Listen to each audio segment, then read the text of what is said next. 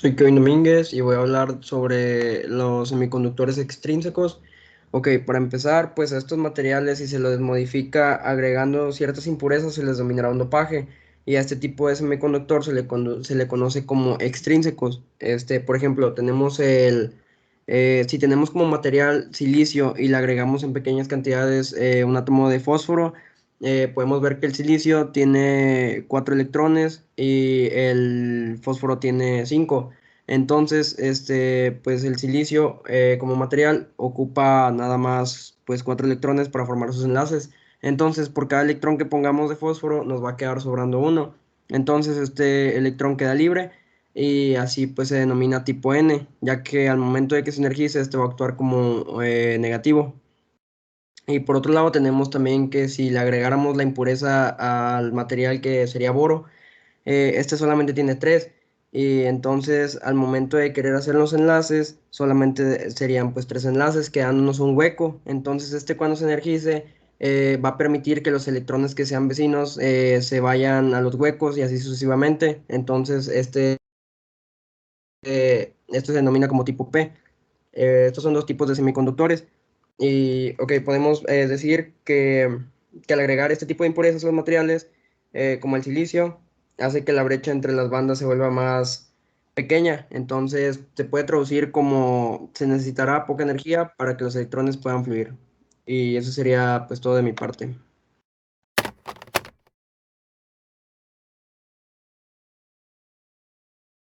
El día de hoy venimos a hablar sobre los semiconductores, más específicamente el silicio, en el concepto de dopaje.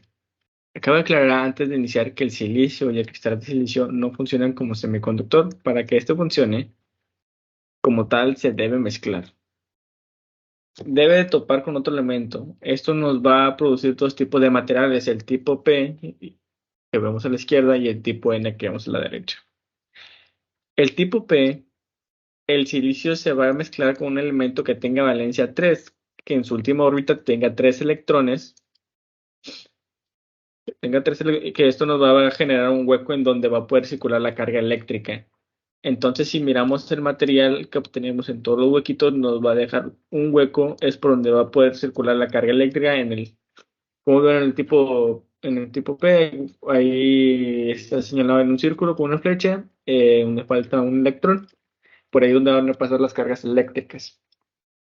Sin embargo, en el tipo N podemos ver que es totalmente lo contrario al tipo P. Vamos a mezclar con un elemento que tenga valencia 5. Esto lo que nos va a generar es que va a asegurar un electrón, y aquí cabe aclarar que los electrones también permiten la circulación de carga eléctrica. Entonces esto lo convierte en un semiconductor.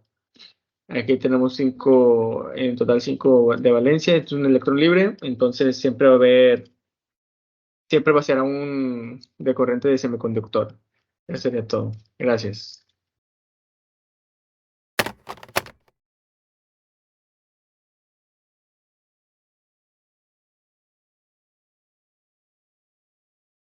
Buenas tardes, mi nombre es Emiliano Vázquez Hernández y junto a mis compañeros Cáceres Campa, Gustavo Alejandro y Torres Flores Roel, les vamos a explicar la relación entre la estructura electrónica y la conductividad electrónica de semiconductores extrínsecos. Yo comenzaré explicándoles la estructura de los semiconductores extrínsecos. Todos los semiconductores cuentan con un tipo P y un tipo N, esto sin importar de cuál sea el semiconductor en cuestión, es decir, silicio o germanio, por ejemplo, los cuales son los más comunes en los dispositivos electrónicos.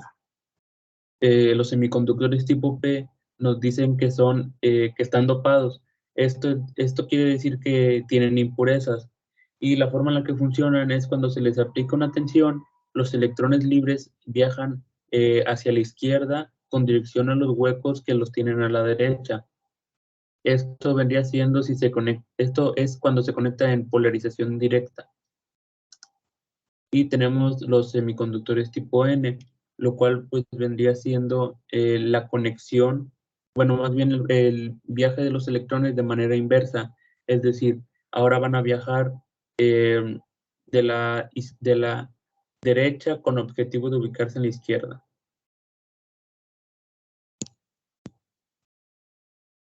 Mi nombre es Roel Torres y ahora yo les voy a continuar hablando sobre la conductividad eléctrica de los semiconductores extrínsecos. Bueno, nos dice que el dopaje establece un perfecto control de la conductividad en proporción al área térmica. Esto quiere decir, o sea, que en un dado caso la temperatura tiene un juego en los conductores extrínsecos, ya que de manera que la temperatura varíe, de esta manera permite que los diseños electrónicos se puedan mantener sus determinadas señales eléctricas en un margen de temperaturas aceptables para dichos componentes. Por ejemplo, en la ingeniería electrónica se sirven de los semiconductores intrínsecos convirtiéndolos a extrínsecos, que pueden ser utilizados para componentes como pueden ser los diodos, los transistores, los varistores, células fotovoltaicas, etcétera.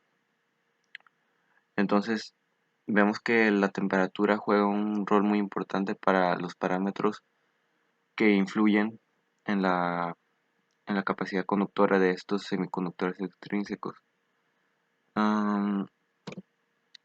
Por último, dice que la conductividad total será la suma de las contribuciones intrínsecas y extrínsecas. ¿Esto qué quiere decir? Que en dichos átomos que pueden provenir de una de algo exterior, se tiene que sumar a lo que viene siendo la conductividad total. Por eso el extrínseco existe una concentración que pueden ser de carga libre mayoritarios proporcionada por las impurezas al ionizarse. Este mecanismo es propio de temperaturas bajas ambientales. Y pues aquí tenemos la imagen que nos muestra de que los portadores de carga libre, los dopantes se introducen, pero estos se tienen que contar a la conductividad total. Bueno, ahora vamos a hablar un poco sobre el tema de relación entre la estructura y la conductividad. Primero podemos decir que el mecanismo de conducción en los semiconductores extrínsecos muestra dos contribuciones, tanto el extrínseco como el intrínseco. El mecanismo extrínseco es debido a un mayoritario suministro de portadores de carga libre por ionización de las impurezas, mientras que tanto en el intrínseco nos referimos que es debido a la generación térmica de pares entre la relación del electrón y el hueco. Y bueno, el mecanismo extrínseco llegan a haber impurezas y estas impurezas se introducen a niveles de energía en lo que se viene conociendo como la energía prohibida. A los donantes lo hacen próximo al nivel inferior de la banda de conducción, mientras que los aceptores muy próximos al nivel superior de la banda de valencia. La ionización de las impurezas donantes introduce electrones en la banda de conducción, quedando esas como portadores de carga fija positiva. Y bueno,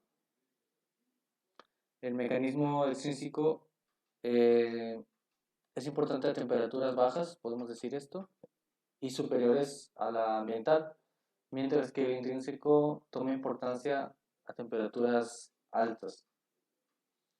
Los semiconductores extrínsecos están impurificados por elementos químicos en su microestructura cristaliza y el dopaje posee una capa de valencia con un electrón de más o de menos. Los dopantes, bueno, son de dos tipos, aquí como los habíamos mencionado, son tanto donantes como aceptores.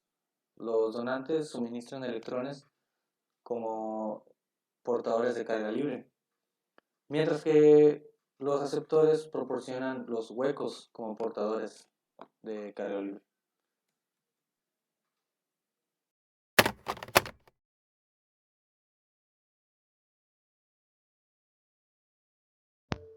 Mi nombre es Max Sánchez, encargado de la explicación de la unión P-N, una estructura fundamental de los componentes electrónicos comúnmente denominados semiconductores, principalmente diodos y transistores. Está formada por la unión metalúrgica de dos cristales, generalmente de silicio, aunque también son fabricados de germanio, de naturalezas P y N según su composición a nivel atómico. Estos tipos de cristal se obtienen al dopar cristales de metal puro, intencionalmente con impurezas, normalmente con algún otro metal o compuesto químico. Una unión p-n es aquella que se crea al poner en contacto un semiconductor N con un semiconductor P. Cuando estos dos se ponen en contacto, sucede algo diferente a cuando estos están solos por sí mismos.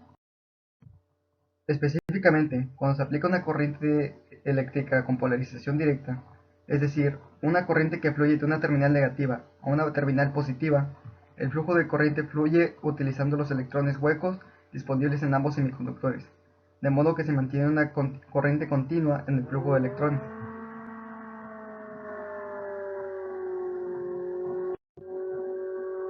Por el contrario, cuando se aplica una polarización inversa, es decir, una corriente donde los electrones fluyen de la terminal positiva a la terminal negativa, los electrones tenderán a ocupar primero los huecos disponibles en el semiconductor P, pero una vez ocupados todos los huecos, los electrones comenzarán a repetirse entre sí, formando una zona donde no habrá más electrones libres, lo que interrumpirá el flujo de electrones.